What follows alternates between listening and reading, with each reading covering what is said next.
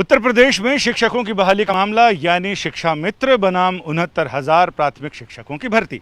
इस मामले में सुप्रीम कोर्ट ने पहली सुनवाई के साथ ही नोटिस जारी किया है। 14 जुलाई तक सभी पक्षकारों को अपना जवाब दाखिल करना होगा, लेकिन सरकार को 6 जुलाई तक चार्ट के जरिए बताना पड़ेगा कि आखिर पुरानी भर्ती में जिसका क्राइटेरिया 40 और 45% था और नई भर्ती जिसका क्राइटेरिया इन्होंने इम्तहान के अगले दिन 60 और 65%, यानी सामान्य वर्ग के लिए मिनिमम 65% और आरक्षित वर्ग के लिए 60% ये तय किया।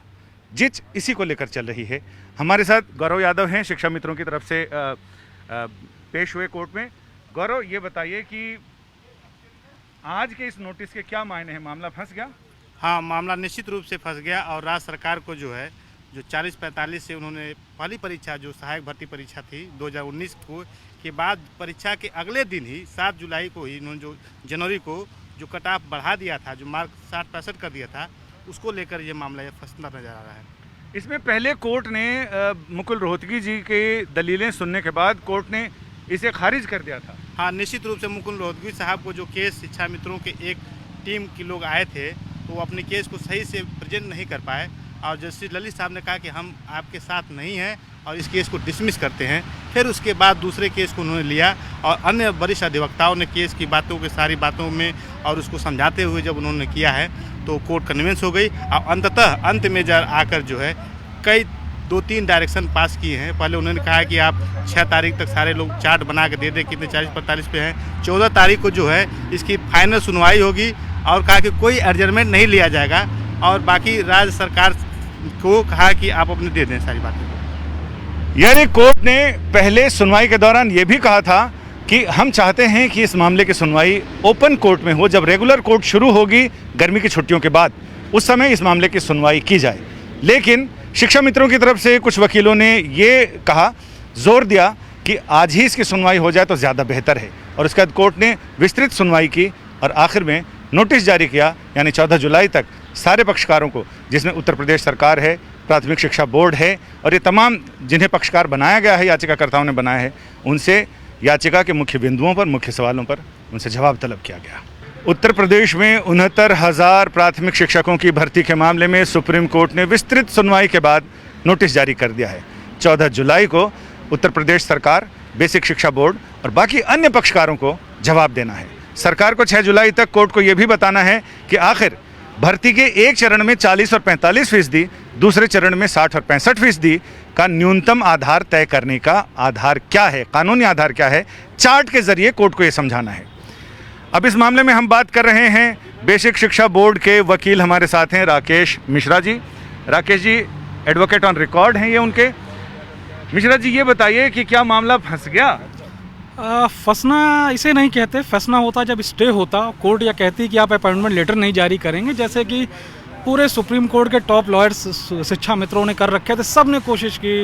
मिस्टर मुकुल रोहतगी का तो मैटर ही आइटम नंबर 1, जिसको आइटम 20 था, जिसको उनका पहला आइटम था और बाकी सब उससे कनेक्ट थे, उसको डिसमिस, मुख्य आइटम उसको डिसमिस कर दिया। का we are not with you, just show us what is there wrong in the impugned judgement.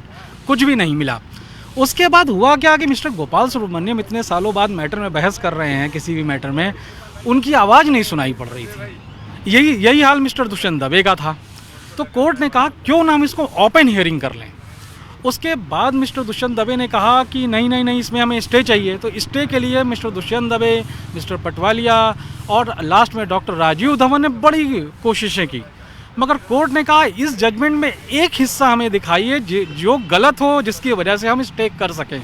वो हिस्सा कोई दिखा नहीं पाया। जहाँ तक रही बात है, कोर्ट ने अलाउ किया कि 69,000 की जो आपका शेड्यूल है, शेड्यूल बताया गया कि 3 से 6 तारीख के बीच में हम अपॉइंटमेंट लेटर जारी कर देंगे। 3 से 6 जून की बात कर रहा हूँ और हमें जवाब देना है जुलाई में 6। तो अपॉइंटमेंट लेटर 69,000 टीचर्स का ज्वाइन करके उनकी ज्वाइनिंग हो जाएगी। उसके बाद कोर्ट का ये भी था कि 15-20 साल की सर्विसेज दी है, इनके प्रति एक सिंपैथेटिक व्यू होना चाहिए। आप शिक्षा मित्रों के लिए इनको आप रेगुलर अपॉइंटमेंट के बाद निकाल मत दीजिएगा। हमने कहा ऐसा नहीं करेंगे, ये चलते रहेंगे। कोर्ट ने अपने आदेश में भी ये कहा है कि उनके साथ छेड़छाड़ ना करिएगा। बिल्कुल सही। पर हमारे जो नए अपॉइंटमेंट होने थे, जो हमारा फर्ज था, वो पूरा हुआ और उत्तर प्रदेश में ये मैटर वहाँ, आज तो हम कैबिनेट पे सिर्फ थे, ये मिस्टर महाधिवक्ता उत्तर प्रदेश ने बड़े अच्छे से इसको फाइट किया था कि जो एक बिंदु नहीं मिला स्टे के लिए। चंद्रा जी? फिर चंद्रा जी नहीं, हमारे महाधिवक्ता। अच्छा, जी। यानी कुल मिलाकर 69,000 शिक्षकों का मामला 2018 के दिसंबर में ये नियुक्तियों का विज्ञापन निकला था। 19 के जनवरी में इम्तहान हुए, उसके बाद से मामला अभी तक लगभग 1.5 साल से ज़्यादा हो गया है, मामला अदालतों के चक्कर ही लगा रहा है। लेकिन अब जैसा कि मिश्रा जी ने बताया, वो 69,000 शिक्षक उम्मीदवार जो 60 से 65% के कट ऑफ पर हैं, उनके लिए उम्मीद अभी शेष है, क्योंकि सरकार का यह कहना है कि वो जून में उनके लिए नियुक्ति पत्र जारी कर देगी।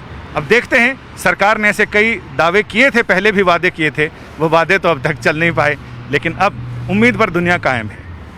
कैमरामैन विनोद कुमार के साथ संजय शर्मा, दिल्ली आज तक।